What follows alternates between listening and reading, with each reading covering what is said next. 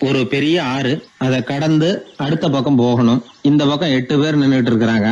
8 பேரும் சேர்ந்து ஒரு குழுவா வந்திருக்கிறாங்க. இவங்க எல்லாருமே பண்டிதர்கள், குருமார்கள், அதாவது அறிவாளிகள். இவங்க எல்லாரும் அந்த ஆற்றை கடந்து அடுத்த கரைக்கு போகணும். அப்புறம் அங்க இருந்து பக்கத்துல இருக்கிற ஒரு ஊருக்கு போய் சேரணும். கரை ஓரமா ஒரு படகு கட்டி கிடந்தது. அதுல ஏறி உக்காந்தாங்க. அது மூலமா அடுத்த கரைக்கு போய் சேர்ந்தாங்க. அங்க போய் கரையேறின உடனே அவங்களுக்குள்ள ஒரு விவாதம். அறிவாளிகள் இல்லையா, அதனால ஒருத்தர் சொன்னார், இந்த படகு நமக்கு உதவி செஞ்சிருக்குது. அது செஞ்ச உதவி மூலமா தான் நாம 8 பேரும் இந்த ஆற்றை கடந்து இந்த பக்கம் வந்திருக்கிறோம். இது செஞ்சிருக்கிற உதவிக்கு நாம நன்றி செலுத்தணும், பதில் மரியாதை செய்யணும். அதை எப்படி செய்யறது அப்படின்னார். இன்னொருத்தர் அதுக்கு ஒரு யோசனை சொன்னார்.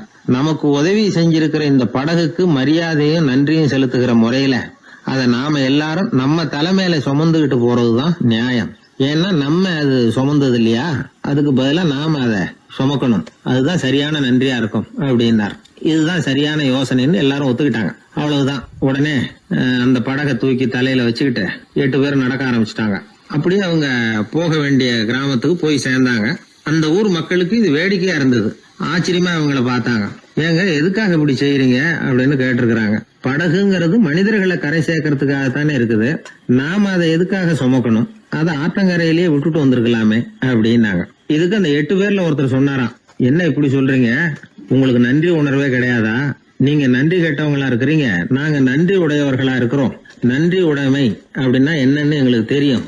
அதனாலதான் எங்களை கரை சேர்த்த படகுக்கு நாங்க நன்றி செலுத்துறோம். இந்த படகு எப்பவும் எங்க தலைமையிலதான் இருக்கும் அப்படின்னார். இது புத்தர் சொன்ன ஒரு கதை. வழி இருக்கு பாருங்க, அதையே முடிவுன்னு நினைச்சு வாழ்நாள் பூரா புடிச்சுக்கிட்டு மனிதர்கள் துன்பப்படுறாங்க அப்படிங்கறது அவருடைய கருத்து. ஒரு மனிதன் ஜபம் பண்றான், வழிபாடு பண்றான், அது மூலமா ஒரு விழிப்புணர்வு கிடைச்சுட்டுதுன்னு வச்சுக்கோங்க. அதுக்கப்புறம் எதுக்கு அந்த ஜபமும் வழிபாடும்? தூக்கி எறிஞ்சிட வேண்டியதுதானே. ஆனா மனுஷன் அப்படி பண்றது இல்ல. வழிபாட்டையே லட்சியமா வச்சுக்கிட்டு அதையே கெட்டியா புடிச்சுக்குவான். அந்த ஜபத்துக்கு அவன் ஒரு கைதி ஆயிடுறான். அதனால அதை விட்டுட்டு அவனால வெளியில வர முடியல. வழிபாடு மூலமா சாதிச்சுடலாம் அப்படின்னு நினைக்கிறது தப்பு அப்படிங்கிறாரு ஓஷோ. ஜபம்ங்கிறது ஒரு முள். காலில் குத்துன முள்ள எடுக்கிறதுக்கு இன்னொரு முள்ள பயன்படுத்துறோம். முள்ள எடுத்தாச்சு, அப்புறம் என்ன? 2 முள்ளையும் வீசி எறிஞ்சிட வேண்டியது தானே. 2 முள்ளுக்குமே இனிமே பிரயோஜனம் இல்லை. பழைய முள் இருந்த இடத்துல புதிய முள்ள குத்தி வச்சா வலிதான் தொடரும். அப்படி செய்யறவன் முட்டாள். ஆனா இப்படிப்பட்ட முட்டாள்களுக்கு உலகத்துல பஞ்சமே இல்லைங்கிறார் அவர். அதனால வழிபாடு, ஜபம் அப்படின்னு எல்லாம் சொல்றோமே, அதையெல்லாம் கூட விழிப்புணர்வோட பயன்படுத்தணும். நம்ம ஆள் ஒருத்தன், அவன் என்னன்னா காலில் ஒரு முள்ள தைச்சுக்கிட்டான், இன்னொரு முள்ளால அதை எடுத்துக்கிட்டு இருக்கிறான். ரொம்ப நேரமா முயற்சி பண்ணிட்டு இருந்தான். கடைசியா அப்பாடா எடுத்தாச்சு அப்படின்னு சொல்லிவிட்டு மறுபடியும் முள்ள எடுக்க ஆரம்பிச்சான். என்னப்பா இது, அதுதான் முள்ள எடுத்துட்டியே, அதுக்கப்புறம் என்னத்துக்கு முயற்சி பண்ணிட்டு இருக்கிறேன்னு கேட்டாங்க. இதுக்கு அவன் சொல்றான், ஏற்கனவே தச்சிருந்த முள்ள எப்பவோ எடுத்துட்டேன், அதை எடுக்கிறதுக்காக உபயோகப்படுத்திக்கிட்டு இருந்தேனே இன்னொரு முள்ளு, அது இப்ப உள்ள மாட்டிக்கிட்டு இருக்குது, அதனாலதான் மறுபடியும் முதல்ல இருந்து ஆரம்பிக்கிறேன் அப்படின்னா. இப்படி வாழ்க்கையில முதல்ல இருந்து ஆரம்பிக்கிறவர்களும் அதிகம், முதல்லயே இருந்துகிட்டு இருக்கிறவங்களும் அதிகம். வாழ்க்கையில படிப்படியா முன்னேறணும், வாழ்க்கையை புரிஞ்சுக்கிட்டு முன்னேறணும். அதுக்கு இந்த பெரியவர்கள் சொல்லுகிற தத்துவத்தை எல்லாம் சரியா புரிஞ்சுக்கிட்டு அது பிரகாரம் நாம நடக்கணும். ஒரு பெரிய இடத்து பொண்ணு நிறைய படிச்சிருக்கிறா, பட்டங்கள் எல்லாம் வாங்கியிருக்கிறா, வேலைக்கு எதுக்கும் போகல, அதுக்கு அவசியமும் இல்லை. வசதியான குடும்பம். அந்த பொண்ணுக்கு பொழுதுபோக்கு என்ன தெரியுமா? பத்திரிகை படிக்கிறது, தொலைக்காட்சி பார்க்கறது, வானொலி கேட்கறது, இதுதான் பொழுதுபோக்கு. முக்கியமா அதுல வர்ற விளம்பரங்களை கவனிக்கிறது. சந்தைக்கு ஏதாவது புதுசா பொருள் வந்திருந்தா உடனே காரை எடுத்துட்டு போக வேண்டியது, அதை வாங்கிட்டு வந்துட வேண்டியது. ஒரு நாள் அது மாதிரி ஒரு விளம்பரம் கண்ணில் பட்டது. புதுமையான சமையல் செய்யக்கூடிய சாதனம் ஒன்று வந்திருக்கிறதாக செய்தி. உடனே அதை வாங்கணும்னு ஆசை. வழக்கம் போல அன்னைக்கு சாயந்தரமே காரை எடுத்துட்டு புறப்பட்டா. பார்த்தா விலை அதிகம்தான், இருந்தாலும் அதை பத்தியெல்லாம் கவலைப்படல. அதிக விலை கொடுத்து அந்த சமையல் இயந்திரத்தை வாங்கிட்டு வந்துட்டா. ஒரு பெரிய அழகான அட்டைப்பெட்டிக்குள்ள அது இருந்தது. துண்டு துண்டு பாகங்களா அதுக்குள்ள அடுக்கி வைக்கப்பட்டிருந்தது. அதை ஒன்னோட ஒண்ணு சேர்த்து முழு இயந்திரமா ஆக்கிய வேண்டியது நம்ம வேலை. அதெல்லாம் எப்படி ஒண்ணு சேர்க்கறது? அதுக்காக ஒரு கையேடு அது உள்ளே வச்சிருக்கிறாங்க. அந்த பொண்ணு வீட்டுக்கு வந்தா அட்டைப்பூட்டியை பிரிச்சா, ஒவ்வொரு துண்டு பாகத்தை எடுத்து வெளியில வச்சா, பக்கத்துல அந்த விவர புத்தகத்தை வச்சுக்கிட்டா. அது பிரகாரம் அந்த பாகங்களை இணைச்சு பார்த்தா சரியா வரல. மறுபடியும் எல்லாத்தையும் பிரிச்சு பரப்பி வச்சுட்டு ஆரம்பத்துல இருந்து வர்றா, அப்பவும் சரியா வரல. சரி, நேரம் அந்த கடைக்கு போய் அங்கிருந்தே ஒரு ஆளை அழைச்சிட்டு வந்துருவோம் அப்படின்னு சொல்லி காரை எடுத்துட்டு அவ புறப்பட்டா. கடையில இருந்து ஒரு ஆளை கையோட அழைச்சிட்டு வந்தா. 2 பேரும் வந்து சேர்ந்தாங்க. அங்க அவங்களுக்காக ஒரு ஆச்சரியம் காத்துக்கிட்டு இருக்கு வீட்டுல. என்ன ஆச்சுன்னா, அந்த சமையல் இயந்திரம் அழகா கோக்கப்பட்டு அங்க இருக்குது. அது மட்டும் இல்ல, அதுல சமையல் வேலையும் நடந்துகிட்டு இருக்குது. யார் அதை பண்ணது? அவளுக்கு ஆச்சரியம். சமையல் வேலை செய்கிற பணிப்பெண் அங்க வந்தா. வேலை செய்யறவோ, நான் தான் அதை செஞ்சேன்னா. அந்த பொண்ணுக்கு படிக்க தெரியாது, பள்ளிக்கூடத்துக்கே போனதில்லை, சமைக்க தெரியும், அவ்வளவுதான். படிப்பறிவு இல்லாத காரணத்தினால அந்த குறிப்பு புத்தகத்தையும் அவளால படிச்சிருக்க முடியாது. எப்படி இதை பொறுத்தன அப்படின்னு ரொம்ப ஆச்சரியமா கேட்டாவோ. அந்த விவரம் தெரியாத பொண்ணு, பணி பொண்ணு சொல்றா, படிப்பறிவு இல்லாத போது மூளையை பயன்படுத்த வேண்டிய கட்டாயம் ஏற்படுது, வேற ஒண்ணும் இல்லை அப்படின்னாலாம். படிப்பு மூலமா அறிவை சேகரிச்சுக்கலாம், புத்திசாலித்தனத்தை சேகரிக்க முடியாது. தகவல் அறிவுங்கிறது ஞானம் ஆகாது அப்படின்னு சொல்லுவாங்க. அதுதான் இதுல முக்கியம். நம்மளும் ஒருத்தன் ரயில்ல பிரயாணம் பண்ணா, ராத்திரி பூரா பயணம், விடிஞ்சதும் பார்த்தா அவன் பொட்டியே காணல, யார திருடிட்டு போட்டாங்க. அதுக்காக இவன் கவலைப்படணும்ல, கவலைப்படல, சிரிச்சுக்கிட்டு இருக்கிறான். எதிரில் இருந்தவர் கேட்டார், ஏங்க பெட்டியை அவனோ எடுத்துட்டு போயிட்டானே, அதுக்காக கவலைப்படலையா நீங்க அப்படின்னார். நான் எதுக்காக கவலைப்படணும், அதோட சாவி என்கிட்ட தானே இருக்கு அப்படின்னு இவன். தந்தியை விட வேகமா போகக்கூடியது எது அப்படின்னு கேட்டார் ஒருத்தர். வதந்தின்னார் இன்னொருத்தர். அவர் அப்படி சொன்னதுல ஒன்னும் தப்பு இல்ல. வதந்தி வேகமா பரவறதுக்கு என்ன காரணம்? 1க்கு 2 மிகைப்படுத்தி சொல்ற மனுஷ சுபாவம் ஒரு காரணம், சொல்றத அப்படியே நம்புறது இன்னொரு காரணம். எப்பொருள் யார் யார் வாய் கேட்பினும் அப்பொருள் மெய்ப்பொருள் காண்பது அறிவு அப்படின்னாரு வள்ளுவர். யாரு எதை சொன்னாலும் அதை அப்படியே நம்ப கூடாது, அறிவு வேலை செய்யணும். அதுல எந்த அளவுக்கு உண்மை இருக்குது அப்படின்னு கண்டுபிடிக்கணும். முக்கியமான பொறுப்புல உள்ளவங்களுக்கு எல்லாம் இது ரொம்ப முக்கியமா தேவைப்படுகிற ஒரு தகுதி. ஒரு நாட்டுல ஒரு சாதாரண ஆள் ஒருத்தன் இருந்தான். அவங்கிட்ட ஒரு கழுதை இருந்தது, ரொம்ப பிரியமா வளர்த்தான். அவனுக்கு அது ரொம்ப நெருக்கமான நண்பன். வேற மனுஷங்க யாரும் கிடைக்கல போல இருக்குது. அந்த கழுதைக்கு கந்தர்வசேனன் அப்படின்னு பேர் வச்சான். அந்த பேரை சொல்லிதான் அவன் அதை கூப்பிடுறது வழக்கம். அவ்வளவு பிரியமா வளர்த்த அந்த கழுதை ஒரு நாள் திடீர்னு செத்து போச்சு. எப்படி இருக்கும் அவனுக்கு? ரொம்ப சங்கடப்பட்டான், சாப்பிட கூட பிடிக்கல.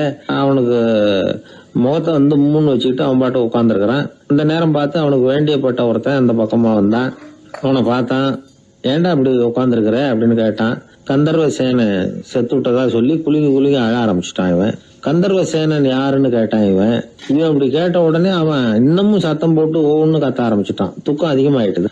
அவன் அழற வேகத்தை பார்த்ததும், சரி கந்தர்வசேனன்கிறது முக்கியமான ஒரு பெரிய மனுஷன் போல இருக்கு அப்படின்னு இவன் முடிவு பண்ணிட்டான். நம்ம ஃப்ரெண்டோட துக்கத்தை நாமளும் பகிர்ந்துக்கணும்னு நினைச்சான். உடனே தலையை மொட்டை அடிச்சுக்கிட்டான், மீசை எடுத்துட்டான், கருப்பு உடை போட்டுக்கிட்டான். கந்தர்வசேனன் இறந்த செய்தி இப்படி காத்து வாக்குல பரவ ஆரம்பிச்சது ஊர் பூரா. ஊர்ல உள்ளவங்க எல்லாம் இந்த செய்தியை கேட்டதும் அவங்களும் தலையை மொட்டை அடிச்சுக்கிட்டு கருப்பு துணி போட்டுக்க ஆரம்பிச்சுட்டாங்க. ஒரே நாள்ல நகரம் பூராவும் துக்கத்துல ஆழ்ந்து போச்சு. எங்க பார்த்தாலும் மொட்டை தலை, கருப்பு துணி. அந்த நாட்டு அமைச்சர் இதை பார்த்தார். ஜனங்கள் எல்லாம் வருத்தமா இருக்கிறாங்களே அப்படின்னு நினைச்சு சில பேரை கூப்பிட்டு விசாரிச்சார். என்ன விஷயம் அப்படின்னு. கந்தர்வசேனன் செத்துட்டார், அதனாலதான் இப்படி துக்கம் அனுஷ்டிக்கிறோம் அப்படின்னாங்க. அவராவது கொஞ்சம் யோசனை பண்ணி பார்த்திருக்கலாம்ல. கந்தர்வசேனன்னு சொல்றீங்களே, யார் அது அப்படின்னு விசாரிக்கலாம்ல. விசாரிக்கல. மக்கள் துயரத்துல நாமளும் பங்கு எடுத்துக்கணும் அப்படின்னு தான் அவர் நினைச்சார். அவரும் உடனே மொட்டை அடிச்சுக்கிட்டு கருப்பு சட்டை போட்டு ஆரம்பிச்சுட்டார். அமைச்சர் இப்படி இருக்காருங்கிற செய்தி அரசருக்கு எட்டுச்சு. அவரு என்ன பண்ணாரு, அவரும் மொட்டை போட்டுக்கிட்டு தூக்கம் அனுஷ்டிக்க ஆரம்பிச்சுட்டார். அன்னைக்கு ராத்திரி ராஜா மொட்டை தலையோட அந்த புறத்துக்கு வர்றார், முகத்தை முன்னு வச்சுக்கிட்டு. ராணி பார்த்தாங்க. என்னங்க இது, என்ன விஷயம், உங்க துக்கத்துக்கு என்ன காரணம்னு கேட்டாங்க. ராஜா ரொம்ப கவலையோட, கந்தர்வசேனன் செத்துட்டாராம், ஜனங்கள்லாம் வருத்தத்துல இருக்கிறாங்க, அதனால நானும் அவங்களோட துக்கத்துல பங்கெடுத்துக்கிறேன், ஒரு ராஜாவோட கடமை இல்லையா அது அப்படின்னார். அது சரி, கந்தர்வசேனன் யாரு, உங்க அப்பாவா அண்ணனா, எதுக்காக தலையை மொட்டை அடிச்சிங்க அப்படின்னு கேட்டாங்க ராணி. அதுக்கப்புறம் தான் ராஜா யோசிக்க ஆரம்பிச்சார். ஆமா, அதுவும் சரிதானே, நாம என்னத்துக்கு அவசரப்பட்டு இப்படி பண்ணோம் அப்படின்னு சொல்லி நினைச்சுக்கிட்டு அதுக்கப்புறம் அமைச்சரை கூப்பிட்டார். அப்புறம் விவரம் கேட்டார். யாருங்க இது கந்தர்வசேனங்கிறது யாருன்னு கேட்டார். அவரும் அதுக்கப்புறம் தான் யோசிக்க ஆரம்பிச்சார். அவரு ஜனங்களை கூப்பிட்டு விசாரிச்சார். ஒவ்வொருத்தரா விசாரிச்சுக்கிட்டே கடைசியா அந்த ஆளுகிட்ட போய் சேர்ந்தாங்க. கந்தர்வசேனன் யாருன்னு கேட்டாங்க. என்னோட கழுதைன்னு அவன். ராஜாவும் மந்திரியும் தலையை தொங்க போட்டுக்கிட்டாங்க. எல்லாரும் சொல்றதையும் கண்ணை மூடிட்டு நம்ப ஆரம்பிச்சா கதை இப்படிதான் போய் முடியும். இந்த காலத்துல எல்லாம் சில பேர் சொல்ற விஷயம் கப்சா மாதிரி இருக்கும், ரீல் விடுறார் அப்படின்னு நினைப்போம். ஆனா அதுலயும் உண்மை இருக்கும். ஒருத்தர் ரொம்ப பெருமையா சொன்னார், சார் 10 பேர் ஒரே குடையில வந்தோம் சார், ஒரு சொட்டு தண்ணி கூட எங்க யார் மேலயும் படல சார் அப்படின்னார். 10 பேர் ஒரே குடையில வந்திருக்கிறாங்க, ஒரு சொட்டு தண்ணி கூட மேல படலையாம். பெருமையா சொன்னார். அது எப்படிங்கன்னு கேட்டோம். அவர் சொல்றாரு, ஏன்னா அப்ப மழையே பெய்யல சார் அப்படின்னார். நம்ம உடம்புல ரத்த அழுத்தம் இருக்குதே, அது நல்லதா கெடுதலா? உடனே அது கெடுதல்னு தான் சொல்லுவோம். ஆனா உண்மை அது இல்ல. இயற்கையா உள்ள ரத்த அழுத்தம் நம்ம உடம்புக்கு தேவையான ஒண்ணு. அந்த அழுத்தம் அதிகமா போனாதான் கெடுதல். அததான் நாம பிபின்னு சொல்றோம். ஆனா அது உண்மையிலேயே உயர் ரத்த அழுத்தம், ஹைப்பர் டென்ஷன். இதயம்ங்கிறது ஓயாம வேலை செஞ்சுக்கிட்டு இருக்கிற ஒரு பம்பு. இதயம் சுருங்கி ரத்தத்தை பம்பு செய்யறப்போ ரத்த அழுத்தம் கூடுதலா இருக்கும். இதுக்கு பேரு சிஸ்டாலிக் பிளட் பிரஷர் அப்படின்னு பேர். இதயம் விரிந்த நிலைக்கு திரும்புறப்ப ரத்த அழுத்தமும் குறையுது. இதுக்கு பேரு டயஸ்டாலிக் பிளட் பிரஷர் அப்படின்னு பேர். இப்படி இது மாறி மாறி இருக்கும். இந்த பிபி 140 90 இப்படின்லாம் சொல்றாங்கல்ல, இதுதான். சீரா இருக்க வேண்டிய ரத்த அழுத்தம் ஒரு அளவுக்கு மேல அதிகரிச்சுட்டா ஆபத்து ஆரம்பம்னு அர்த்தம். சரி, இந்த உயர் ரத்த அழுத்தம் உண்டாகிறதுக்கு என்ன காரணம்? இதனாலதான் இது வருதுன்னு ஒரு காரணத்தை குறிப்பிட்டு சொல்ல முடியாது. ஆனா வம்சாவளி காரணம், ரொம்ப டென்ஷனான சூழ்நிலையில வேலை செய்யறது, உடம்பு குண்டா இருக்கிறது, இதெல்லாம் இந்த ஹை பிபிக்கு துணை செய்யுது. அப்படிதான் எடுத்துக்க வேண்டியிருக்குது. இது கிருமியினால ஏற்படுற வியாதி இல்ல, உடம்புல ஏற்படுற ஒரு பழுது, அவ்வளவுதான். 40 வயசுக்கு மேலதான் பொதுவா இது பாதிக்கும். அதெல்லாம் சரி, ஒருத்தருக்கு உயர் ரத்த அழுத்தம் இருக்குது, அதை கட்டுப்படுத்துறதுக்கு வழி ஏதாவது உண்டா அப்படின்னா உண்டு. மருந்து கொடுத்தும் சரி பண்ணலாம். மருந்து இல்லாத சிகிச்சை முறைகளும் இருக்குது. இப்ப மருந்து சாப்பிடுறதுன்னா டாக்டர் கிட்ட போயிடலாம். அதுக்கு இப்ப சுமாரா 30 விதமான மருந்துகள் இருக்குதான். மருந்தோட உடல் கட்டுப்பாடும் மனக்கட்டுப்பாடும் சேர்ந்ததுன்னா ரொம்ப விசேஷம். அது இருக்கட்டும், மருந்து இல்லாம நாம செய்ய வேண்டியது என்ன, அதை தெரிஞ்சுக்குவோம். முதல்ல சீரான உடற்பயிற்சி, வாக்கிங் ரொம்ப நல்லது. மனசை அமைதிப்படுத்துறதுக்கு யோகாசனம், ஆழ்நிலை தியானம், இது மாதிரியான பயிற்சிகள் நல்லது. ஒரு காலத்துல யோகாசனம் பண்ணுங்க, தியானம் பண்ணுங்கன்னு சொன்னா ஒரு மாதிரியா பார்த்தாங்க. இப்ப மருத்துவ நிபுணர்களே அதெல்லாம் ரொம்ப அவசியம்தான் அப்படின்னு சொல்றாங்க. இன்னொரு அதிசய சிகிச்சை முறை இப்போ வழக்கத்துக்கு வந்திருக்குது.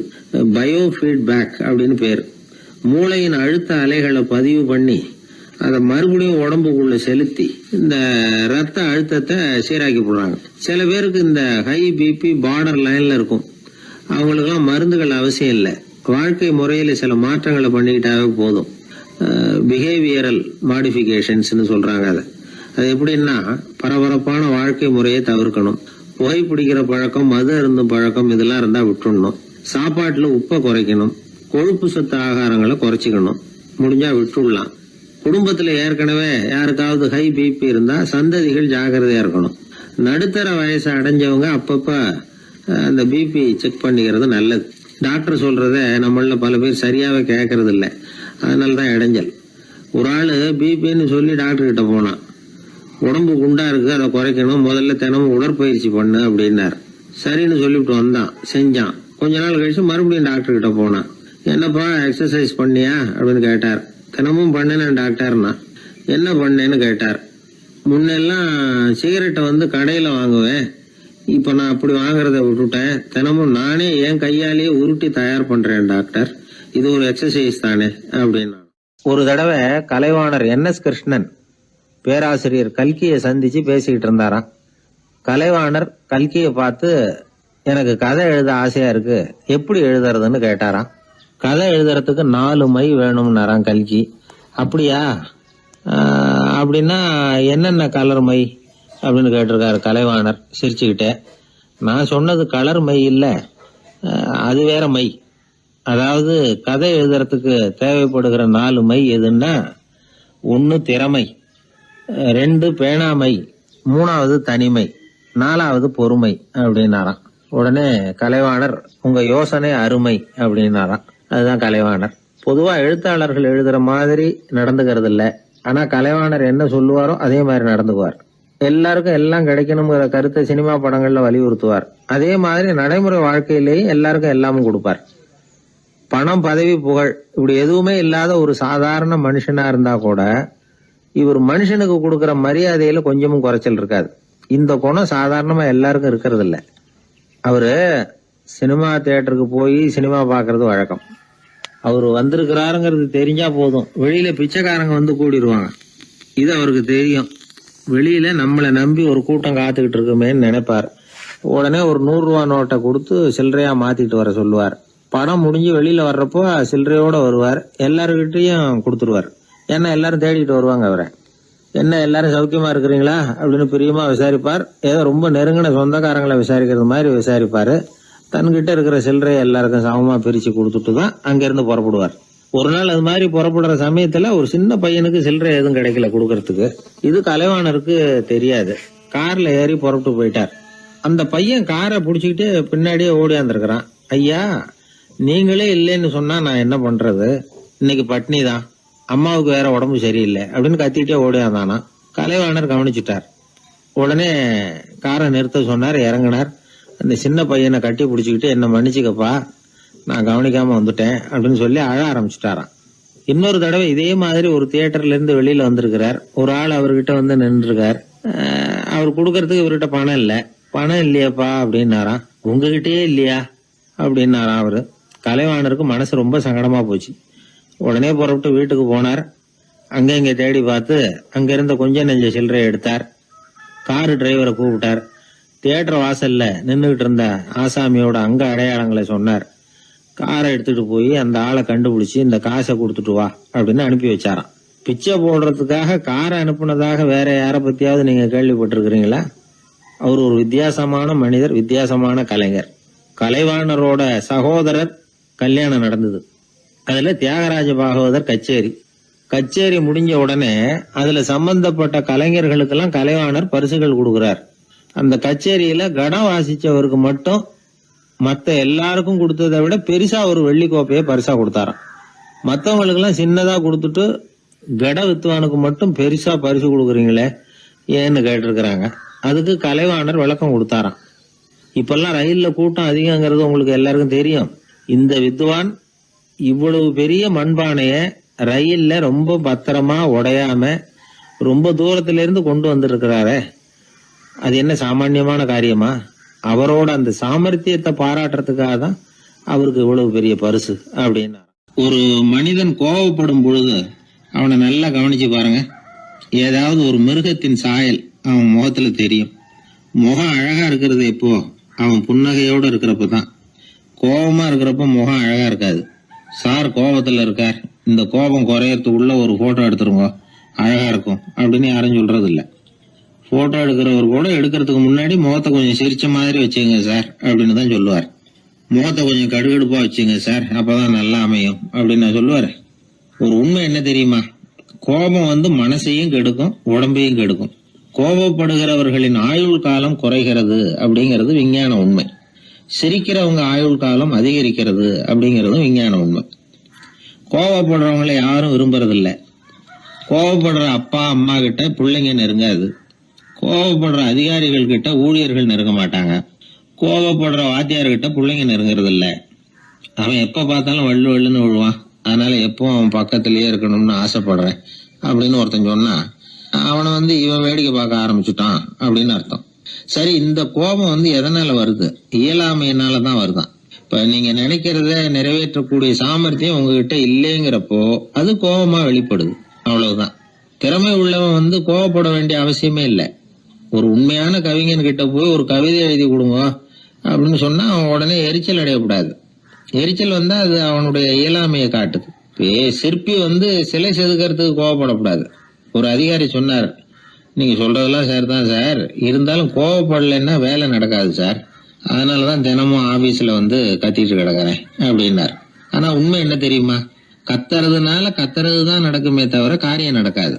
வேலை நடக்கிறது மாதிரி ஒரு பாவனை நடக்கும், அவ்வளவுதான். தவறு செய்கிறவர்களுக்கு தண்டனை கத்துறது மட்டும் இல்ல, திட்டு வாங்குற யாரும் தான் செஞ்சது தவறுதான் அப்படின்னு ஒத்துக்கிறது இல்ல. அத அவங்க உணர்றதும் இல்ல. அப்படி இருக்கிறப்போ திட்டுறதுனால என்ன பிரயோஜனம்? திட்டுறது நோக்கம் என்ன? திட்டு வாங்குறவங்க திருந்தணும்ங்கிறது தானே. நோக்கம் நிறைவேறாதுன்னா எதுக்காக கத்தணும்? திட்டுறது மூலமாவே ஒருத்தனை திருத்த முடியும்னா திருடுறவனை எல்லாம் கூப்பிட்டு கொஞ்ச நேரம் திட்டி போயிட்டு வாப்பா, இனிமே நீ திருந்திவிட்ட அப்படின்னு சொல்லி வச்சுடலாமே.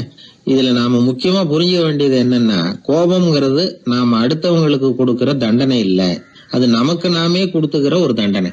அடுத்தவங்களை திருத்துறதாக நினைச்சுக்கிட்டு நம்ம நாமே கெடுத்துக்கிற ஒரு முயற்சி. நம்ம மனசு கெட்டு போகுது, நம்ம உடம்பு கெட்டு போகுது, அதுதான் கண்ட பலன். நம்ம ஆள் ஒருத்தன் சொன்னான், நான் கோபம் வந்துட்டுதுன்னா அதை மனிதர்கள் மேல காட்ட மாட்டேன் சார், அவங்கள திருத்த முடியாதுன்னு எனக்கு தெரியும் அப்படின்னா. வேற என்ன பண்ணுவேன் அப்படின்னு கேட்டேன். பாத்திரங்கள் பேர்ல காட்டுவேன், வீட்டுல இருக்கிற பாத்திரங்களை எல்லாம் எடுத்து வெளியில வீசி எறிவேன் அப்படின்னா. அதனால கோபம் குறைஞ்சுதா அப்படின்னு கேட்டாங்க. எனக்கு குறைஞ்சது, ஆனா எதிர்த்த வீட்டுக்காரனுக்கு அதிகமாயிட்டுதுன்னு நானு. அது எப்படிறான்னு கேட்டிருக்காங்க. நான் எனக்கு கோபம் வந்த உடனே நேரா அவங்க வீட்டுக்குள்ள போய் அங்க இருக்கிற பாத்திரங்களை தான் எடுத்து வெளியில வீசி எறிகிறேன் அப்படின்னா. ஒரு வெளி தேசத்துல இருந்து ஒருத்தர் நம்ம நாட்டுக்கு வந்தார். இங்க ஒருத்தர் அவரை அன்பா கூப்பிட்டு உபசரிச்சார். ஒரு ஆரஞ்சு பழத்தை அவர்கிட்ட கொடுத்து சாப்பிட சொன்னார். அவர் அதை வாங்கினார். அதை அப்படியும் இப்படியும் புரட்டி பார்த்தார். அவருக்கு ஒன்றும் புரியல. ஏன்னா அவர் தேசத்துல அது இல்லை போல இருக்கு. என்ன செய்யறதுன்னு அவருக்கு ஒன்றும் புரியல. அப்படியே கடிச்சு பார்த்தார். கசப்பா இருந்தது. தூக்கி எறிஞ்சுட்டார். அதை ஏன் தூக்கி எறிஞ்சுட்டீங்கன்னு கேட்டார் இவர். கசக்குது, அதை எப்படி சாப்பிடுறது அப்படின்னாரு அவரு. அது அப்படி சாப்பிடக்கூடாது, மேல உள்ள தோலை எடுத்து எரிஞ்சுடணும், இனிப்பான பகுதி உள்ள இருக்குது அப்படின்னு விவரம் சொன்னார் இவர். இப்படி சொன்னவர் ஒரு யோகி. வாழ்வின் வெளிப்பக்கத்திலேயே இருந்துகிட்டு இருந்தா கசப்பான பிரச்சனைகளையே சந்திக்க வேண்டியிருக்கும். உள்பக்கத்துக்கு போகணும், அப்பதான் அங்க இருக்கிற இனிப்பை உணர முடியும் அப்படிங்கிறார் அந்த யோகி. நாமெல்லாம் 2 வகையான வாழ்க்கை வாழறோமா. மேலோட்டமான வெளிப்படையா உள்ள வாழ்வுங்கிறது ஒண்ணு, உள்ளார்ந்த வாழ்வுங்கிறது ஒண்ணு. வாழ்வின் வெளிப்புறம் பிரச்சனைகளும் சவால்களும் நிறைஞ்சது, உள்புறம் அமைதியா இருக்கிறது. இந்த உள்பக்கத்துலதான் மகிழ்ச்சியான வாழ்வுக்கு தேவையான புதையல் இருக்குதான்.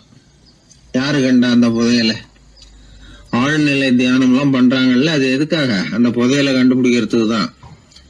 நாம் அந்த உள்பக்கத்துக்கு போய் அங்க உள்ள ஊக்க சக்தியையும் புத்திசாலித்தனத்தையும் பொறுக்கி எடுத்துக்கிட்டு அன்றாட வாழ்க்கையில அதையெல்லாம் உபயோகப்படுத்தணும். மனசு ஒரு குரங்கு மாதிரி அலையுதுங்கிறோம், அதை கட்டுப்படுத்த முடியலங்கிறோம். மனசு அலையிறது உண்மைதான்.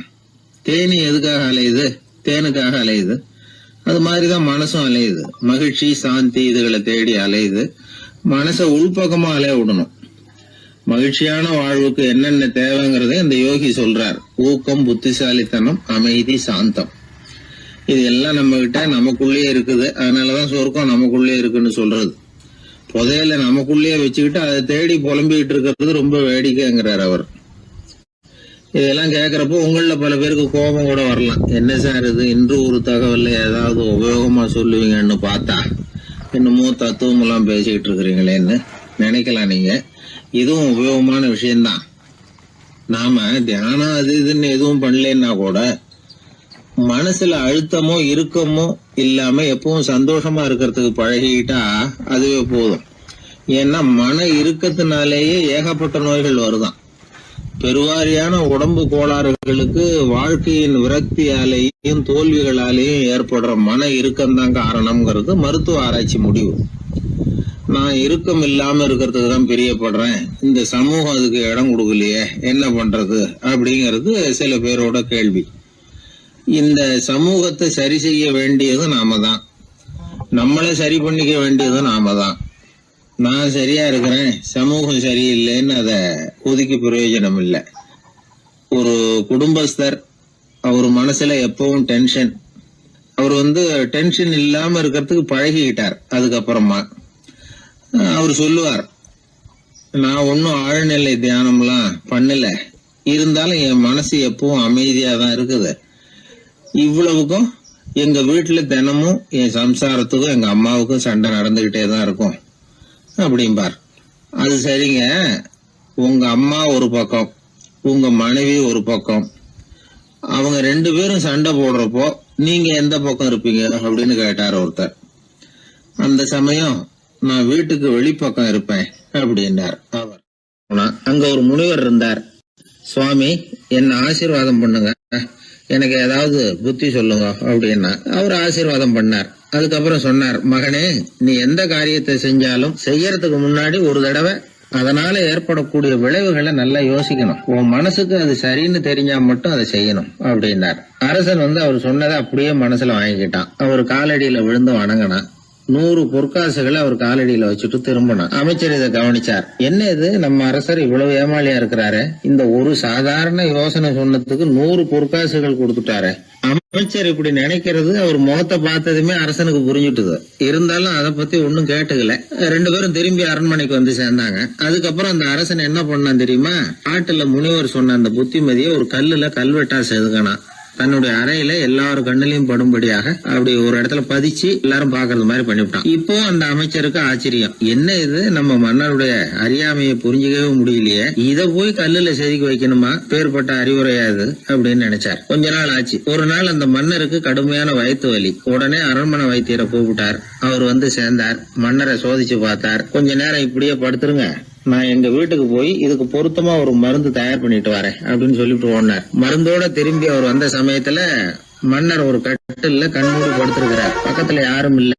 வைத்தியர் வந்தார். ஒரு சின்ன கோப்பையில கொஞ்சம் மருந்தை ஊத்தினார். அப்படியே அங்க சுத்தி முத்தி பார்த்தார். ஏதோ ஒரு பொடியை வந்து அதுல கலந்தார். கலந்து எடுத்துக்கிட்டு மன்னரை நெருங்கினார். கொஞ்சம் யோசனை பண்ணார். அப்புறம் திரும்பி போனாரு. கையில இருந்த மருந்து அப்படியே கீழே கொட்டிவிட்டு வந்தார். அந்த கோப்பையை நல்லா கழுவி சுத்தம் பண்ணி விட்டு மறுபடியும் கொஞ்சம் மருந்தை ஊத்திட்டு வந்தார். அதுக்கப்புறம் மன்னா அப்படின்னு சொல்லி மெதுவா கூப்பிட்டாரு. இவர் எழுந்திருச்சார். அப்புறம் இவர் சொன்னார், மன்னர் வைத்தியரே, நான் வந்து கண்ணை மூடிக்கிட்டு இருந்தாலும் அப்பப்ப கவனிச்சுக்கிட்டு தான் இருந்தேன். முதல்ல எதையோ கலந்தீங்க, அப்புறம் அதை கொட்டிவிட்டு வேற என்ன விஷயம், உண்மையை சொல்லுங்க அப்படின்னு மிரட்டினார். வைத்தியர் மிரண்டு போட்டார். அப்படின்னு மன்னருடைய காலில் விழுந்தார். அதுக்கப்புறம் உண்மையை சொன்னார். மகாராஜா, உங்களுடைய படை தளபதி உங்களை கொல்றதுக்காக சதி பண்ணார். விஷம் கலந்து கொடுக்கும்படியாக சொன்னார். வெகுமதி நிறைய தர்றேன்னார். நானும் சரின்னு சொல்லிவிட்டு இங்க வந்தேன். அவர் கொடுத்த விஷப்புடிய மருந்துல கலந்தேன். எடுத்துக்கிட்டு உங்ககிட்ட வந்தப்போ எதிரில நீங்க வச்சிருக்கிற அந்த கல்வெட்டு வாசகம் கண்ணுல போட்டது.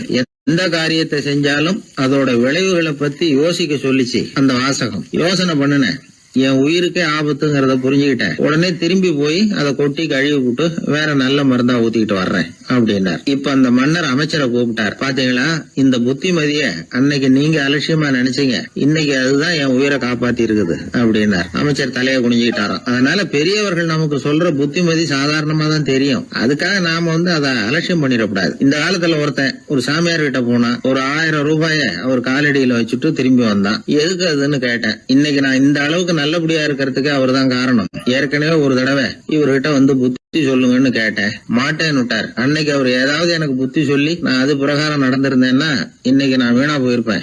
அதுக்காக ஒரு நன்றியை தெரிவிக்கிறதுக்காக தான் இன்னைக்கு வந்தேன், இந்த காணிக்கையை செலுத்துறேன் அப்படின்னு சொல்லிவிட்டு அவன் பாட்டு தெருவில் இறங்கி நடந்து போனான். உழைப்பும் நேர்மையும் உயர்வதற்கு வழிகள். அதை விட்டுட்டு உட்கார்ந்த இடத்துல இருந்துகிட்டே உயர போகணும் அப்படின்னு ஆசைப்படக்கூடாது.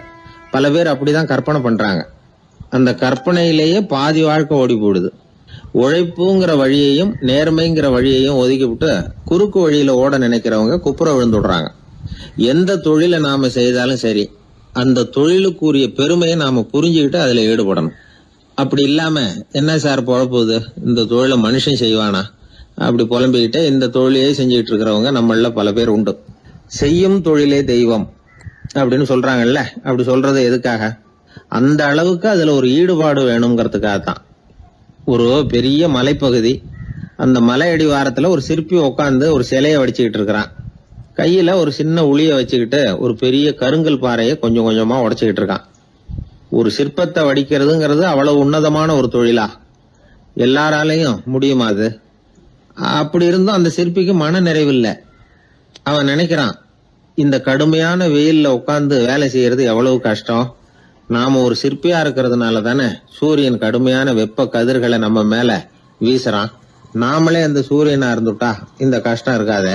நம்மளை கஷ்டப்படுத்துறவன் நம்மளை விட வலிமை உள்ளவன். அதனால நாம அவனா மாறி விடுறதுதான் நல்லது அப்படின்னு அந்த சிற்பி யோசனை பண்ணான்.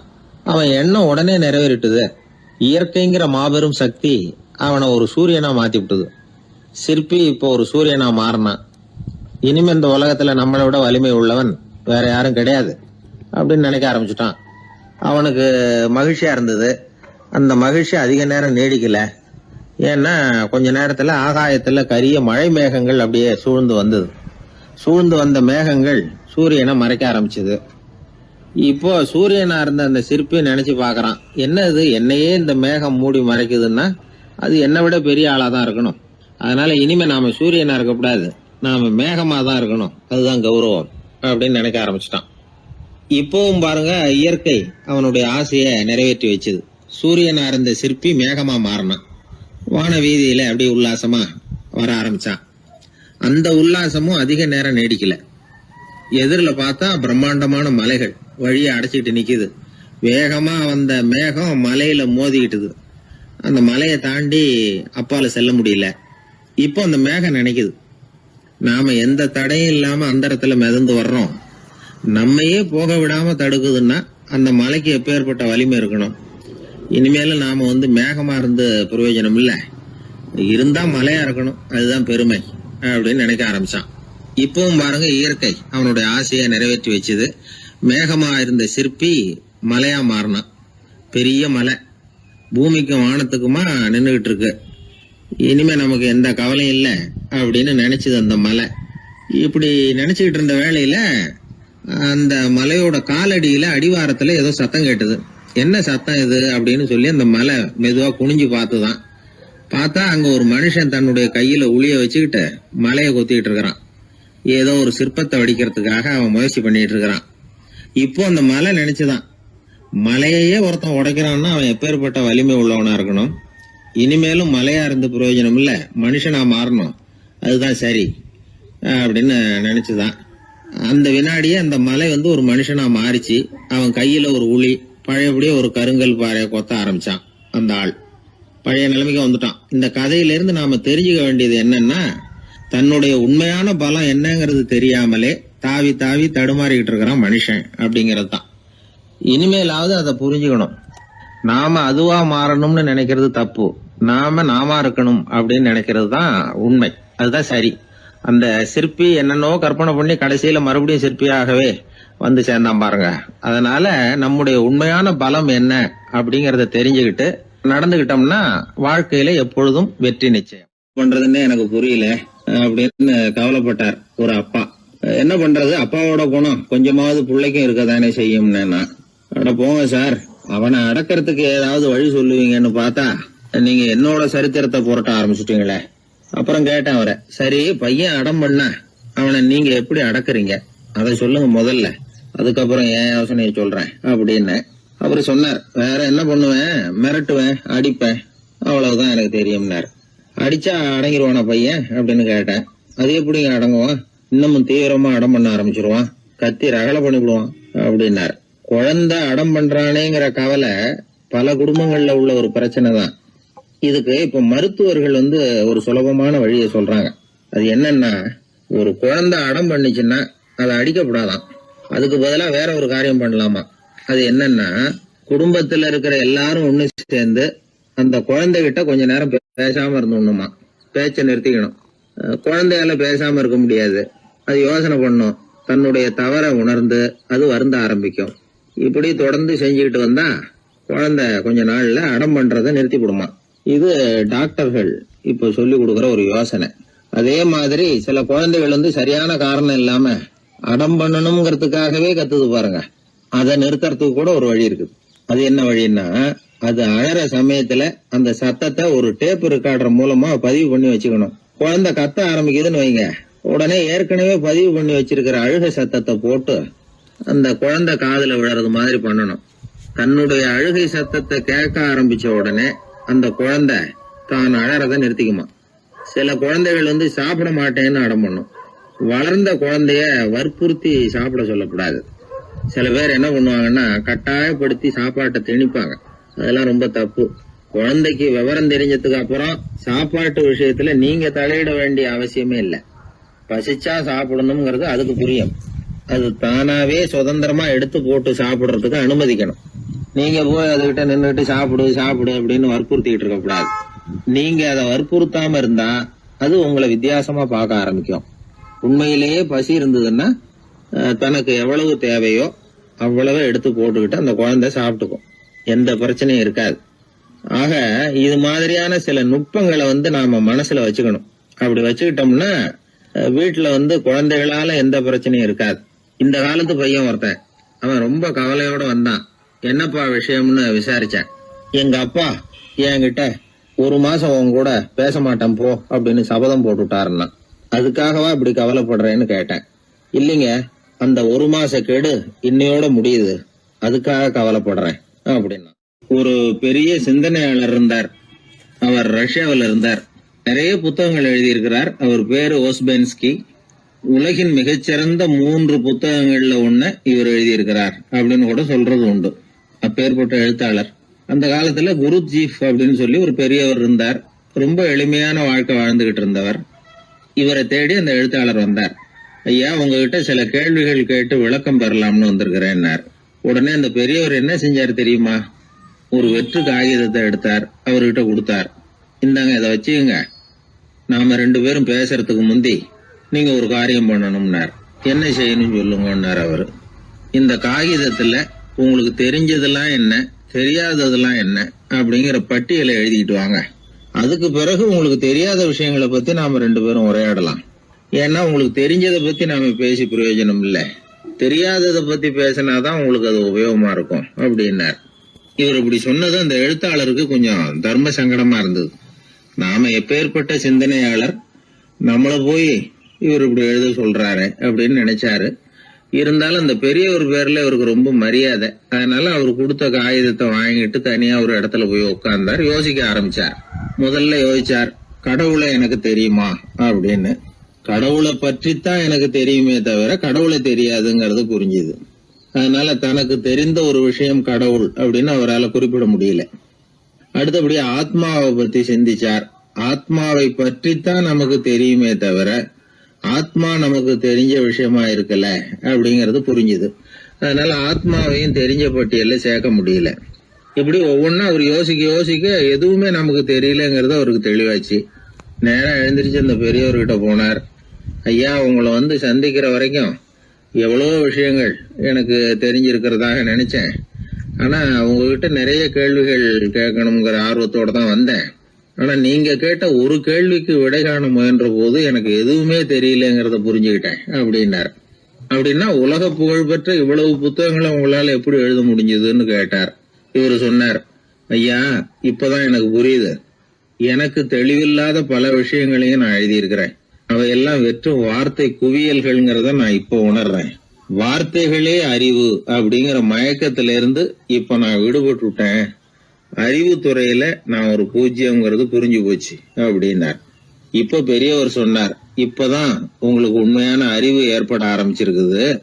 எப்போ ஒரு மனிதன் தன்னுடைய அறியாமைய உணர ஆரம்பிக்கிறானோ அப்போதுதான் அறிவின் தொடக்கத்துல அடி எடுத்து வைக்கிறான் அப்படின்னார். அதுக்கு பிறகு என்னாச்சு தெரியுமா?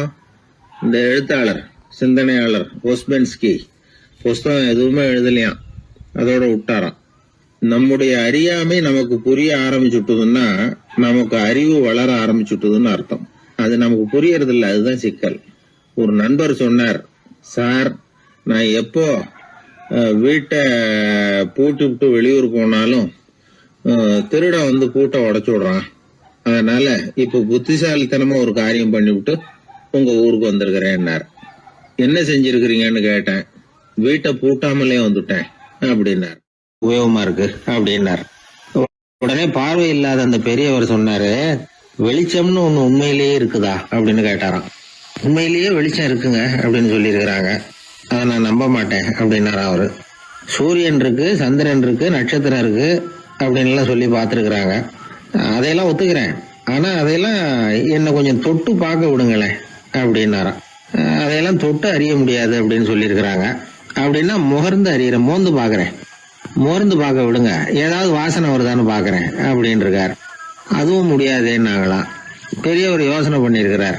சரி, பரவாயில்ல, முரசு அடிக்கிறது மாதிரி அடிச்சு பார்க்கவாவது ஏற்பாடு பண்ணி கொடுங்க, அதை அடிச்சு பார்த்து அதோட சத்தத்தை உணர்ந்துக்கிறேன் அப்படின்னாராம். அதாவது ஒளியின் ஒலியை, அதாவது வெளிச்சத்தின் சத்தத்தை புரிஞ்சுக்கிறேன் அப்படின்னு சொல்லியிருக்கிறார். அதுக்கும் சாத்தியம் இல்லைன்னு சொல்லியிருக்கிறாங்க. சரி, அதுவும் முடியலன்னா அந்த வெளிச்சத்துல கொஞ்சம் எடுத்து என் கையில கொடுங்க, வாயில போட்டு சாப்பிட்டு பாக்குறேன் ருசி எப்படி இருக்குன்னு அப்படின்னு சொல்லி பார்த்திருக்காரு. எந்த வகையிலயும் அவரை அதை ஒத்துக்க வைக்க முடியல. சுத்தி இருந்தவங்க எல்லாம் குழம்பி போயிட்டாங்க. என்னங்க, நாங்க சொல்றத நீங்க நம்பலையா அப்படின்னு கேட்டிருக்காங்க. என்னுடைய 4 புலன்களுக்கும் புலப்படாத ஒன்ன நான் மாயை அப்படிங்கிறேன். நீங்க என்ன அவமானப்படுத்துறதுக்காக இப்படி சொல்றீங்கன்னு நினைக்கிறேன். ஏதோ உங்களுக்கு எல்லாம் பார்வைன்னு ஒண்ணு இருக்கிறதாகவும் அது எனக்கு இல்லைங்கிறதாகவும் சொல்லி என்ன நீங்க அவமதிக்கிறீங்க அப்படின்னார். தர்க்க சாஸ்திரத்துல மேதையான அந்த பெரியவர். சுத்தி இருந்தவங்க பார்த்தாங்க, வெளிச்சம் இருக்குங்கிறத இவர் நம்பணும், இவரை நம்ப வைக்கணும் அப்படின்னா அது புத்தரால தான் முடியும் அப்படின்னாராம் ஒருத்தர். சரி அவர்கிட்டயே போவோம் அப்படின்னு சொல்லி எல்லாரும் அவர்கிட்ட போய் சேர்ந்தாங்க. விவரத்தை சொன்னாங்க. புத்தர் சிரிச்சாராம். எப்படிப்பட்டதுன்னு நான் நினைக்கிறேனோ, அதாவது உண்மை, அப்படித்தான் அவரும் நினைக்கிறார். எதையும் அனுபவபூர்வமா உணர்ந்தாதான் நம்ப முடியும். ஒளிய அனுபவித்து அறியாத வரையில அது இருக்கிறதா இல்லையா அப்படிங்கிற கேள்விக்கு இடம் கிடையாது. அதனால அவரு அதை நம்பாததும் சரிதான் அப்படின்னு சொன்னாராம் புத்தர். அதுக்கப்புறம் சொல்லியிருக்கார், உங்களை குணப்படுத்தி கொள்ளலாம், உங்களுக்கு தேவை ஞானி கிடையாது, உங்களுக்கு தேவை மருத்துவர் அப்படின்னாரா. ஒரு டாக்டர் கிட்ட அழைச்சிட்டு போயிருக்கிறாங்க. பார்வை கிடைச்சிட்டுது. வெளிச்சத்தை கண்டதும் அவர் மகிழ்ச்சி அடைஞ்சார். புத்தரை வணங்கினார். நான் வாதம் பண்ணேன், நீங்க எதிர்வாதம் பண்ணல, என்னுடைய பிரச்சனை மருத்துவரால் தான் தீரும் அப்படின்னு சொல்லி எனக்கு பார்வை கிடைக்க செஞ்சீங்க அப்படின்னாராம். மனித குலத்துல ரொம்ப அதிகமானவர்கள் நிலைமை இப்படித்தான். கண்ணை மூடிக்கிட்டு அதை சரின்னு ஒருத்தர் வலியுறுத்தி சொல்லிட்டு இருந்தா அவருக்கு உதவுறது அப்படிங்கிறது முடியாத காரியம். இந்த காலத்துல சில பேர் கண்களை திறந்துகிட்டே சில காரியங்கள் பண்ணுவாங்க. அது தப்புன்னு அவங்களுக்கு பின்னாடி தான் புரியும். ஒருத்தர் தன்னுடைய வலது காலில் கட்டு போட்டுக்கிட்டு அப்படி வந்தார். என்ன ஆச்சுன்னு விசாரிச்சாங்க. எங்க வீட்டு கண்ணாடி ஜன்னல்களை வெளிப்பக்கமா இருந்து சுத்தப்படுத்திக்கிட்டு இருந்தேன், சரியா தொடச்சிக்கிட்டு இருக்கோமா அப்படின்னு கொஞ்சம் பின்னாடி தள்ளி நின்று பார்த்தேன் அப்படின்னார்.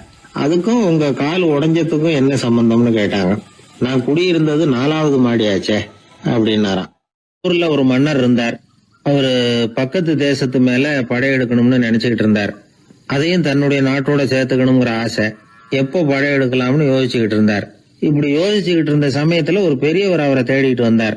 அவர் அடிக்கடி வருவார், அவர்கிட்ட பேசிக்கிட்டு இருப்பார். இப்போ அப்படித்தான் வந்தார். என்ன மன்னா யோசனைன்னாரு. இவர் தன்னுடைய யோசனையை சொன்னார். இந்த சமயத்துல மன்னருக்கு தாகம் எடுத்தது, தண்ணி குடிக்கணும் போல இருந்தது. உடனே அங்க இருந்த ஒரு அரண்மனை பணியாளரை கூப்பிட்டார். போய் கொஞ்சம் தண்ணி கொண்டு வாப்பா அப்படின்னார். அந்த பணியாளர் போனார். ஒரு கோடையில தண்ணி கொண்டு வந்தார். ராஜா கிட்ட நீட்டினார்.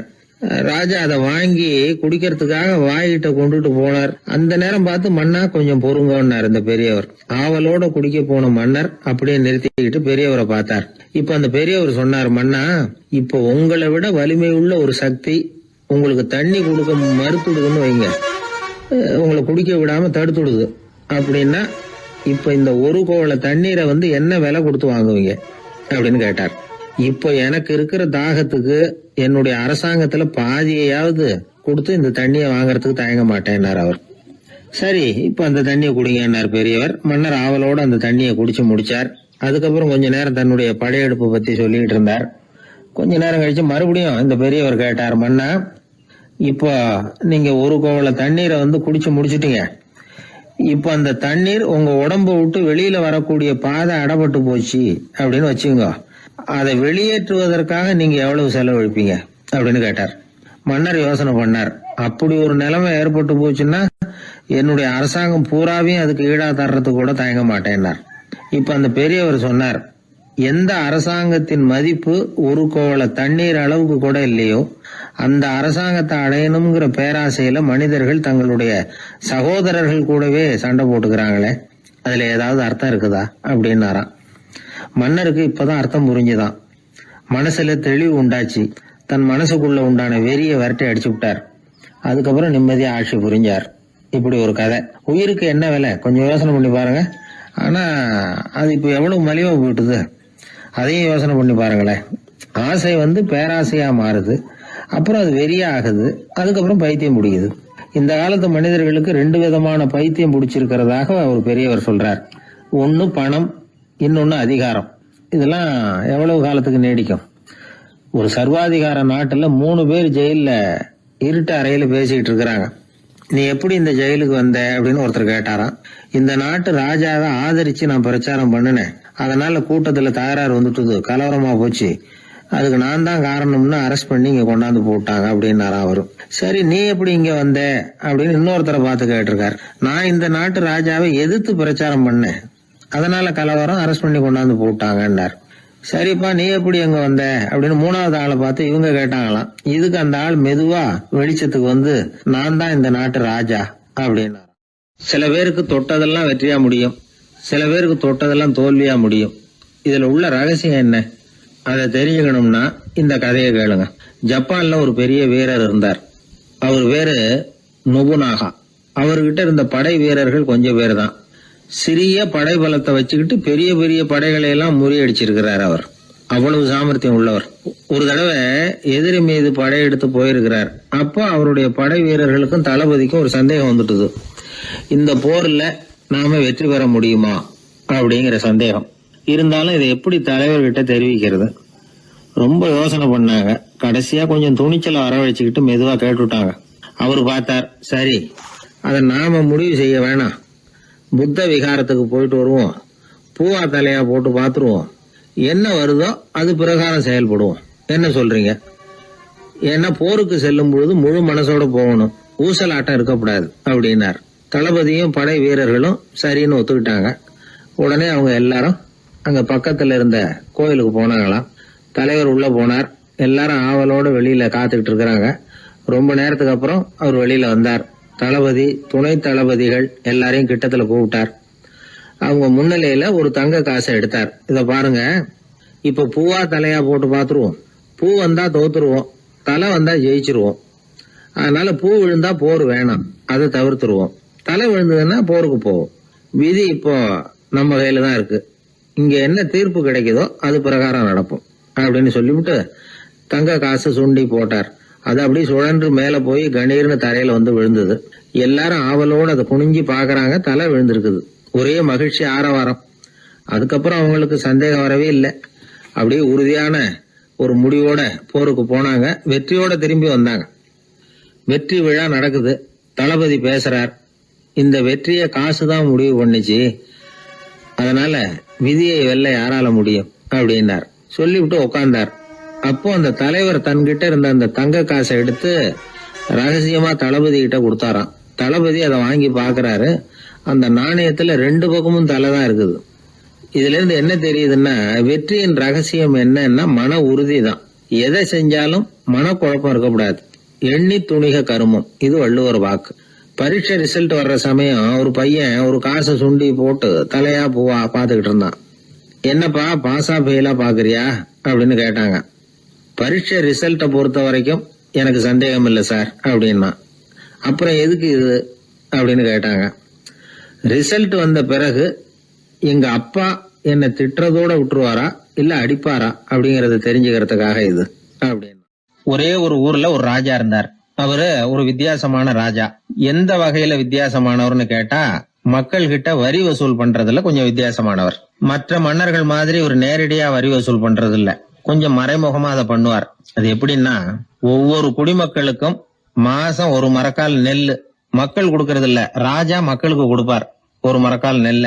அதாவது அரண்மனையில இருந்து ஒவ்வொரு வீட்டுக்கும் நெல் வந்து சேர்ந்துரும். அந்த ஒரு மரக்கால் நெல்ல இவங்க வாங்கிக்கிட்டு அதுக்கு பதிலா ஒரு மரக்கால் அரிசியை ராஜாவுக்கு திருப்பி கொடுக்கணும். இதுதான் அந்த ஊர் வழக்கம்.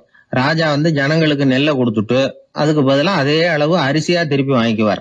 இதை தவிர வரி எதுவும் வசூல் பண்றது இல்ல. இப்படி ஒரு ராஜா.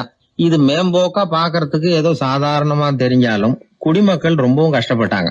ராஜா கொடுக்கற நெல்லையே அரிசியாக்கணும், அதோட இன்னும் ஒரு பாதி அரிசியை இவங்க சேர்த்தும் கொடுத்தாகணும். மக்கள் வந்து ராஜாவை திட்ட ஆரம்பிச்சுட்டாங்க. இந்த ராஜா எப்ப சாவார் அப்படின்னு எதிர்பார்க்க ஆரம்பிச்சுட்டாங்க. ஏன்னா ரொம்ப கஷ்டப்படுத்துறாரு அப்படின்னு. பல பேர் அந்த ஊர்ல வீட்டை காலி பண்ணிவிட்டு வெளி தேசத்துக்கு போயிட்டாங்க. இங்க காலம் தள்ளுறது ரொம்ப கஷ்டம்னு. மக்கள் எதிர்பார்த்தது மாதிரியே நடந்தது. அந்த மன்னன் நோய் வந்து படுத்த படுக்கை ஆயிட்டான். ராஜா இப்படி சாக கிடக்குறாருன்னு தெரிஞ்சும் மக்கள் யாருமே வந்து பாக்கல. எப்படி பாப்பாங்க? அவர் தான் எப்ப போவாருன்னு பாத்துக்கிட்டு இருக்கிறாங்களே. என்ன ஏன் யாருமே வந்து பார்க்க மாட்டேங்கிறாங்க நம்ம குடிமக்கள்ல அப்படின்னு மந்திரி கிட்ட கேட்டார் ராஜா. நம்ம ஊர்ல மக்கள் எங்க இருக்காங்க பாக்குறதுக்குன்னாரு அவரு. ஏன் என்னாச்சு அவங்களுக்குன்னு கேட்டார். அமைச்சர் அப்பதான் அரசனுக்கு அவன் பண்ணின தவற வந்து சுட்டி காட்டினார். மக்களுக்கு இழைத்த கொடுமையை எடுத்து சொல்லி புரிய வச்சார். அதுக்கப்புறம் தான் மன்னருக்கு ஞானோதயம் வந்தது. செய்த பாவங்களை எண்ணி வருத்தப்பட்டான். மெதுவா அமைச்சர் பக்கம் திரும்பி, எங்க என் புள்ளன்னு கேட்டான். அவர் எங்கேயாவது ஊர் சுத்திக்கிட்டு இருப்பார், சூதாட்ட விடுதிகள்ல கிடப்பார் அப்படின்னாரு அமைச்சர். அவன் எங்க இருந்தாலும் உடனே அழைச்சிட்டு வாங்கன்னு உத்தரவு போட்டார் ராஜா. அடுத்த நாளே இளவரசனை கொண்டாந்து நிறுத்தினாங்க. தந்தையே என்ன செய்யணும்னா சொல்லுங்க அப்படின்னு கேட்டான் இளவரசன். அவர் சொன்னார், மகனே, மக்களுக்கு வந்து நான் பொல்லாதவன் ஆயிட்டேன், அவங்கெல்லாம் என்ன நல்லவன்னு சொல்லணும். அப்படி அவங்கள சொல்ல வைக்க வேண்டியது உன்னோட பொறுப்புன்னார். தந்தையே, நீங்க வந்து கவலைப்படாதீங்க, உங்களை ரொம்ப ரொம்ப நல்லவர்னு மக்கள் சொல்லும்படியாக நான் செய்யறேன் அப்படின்னா பையன்.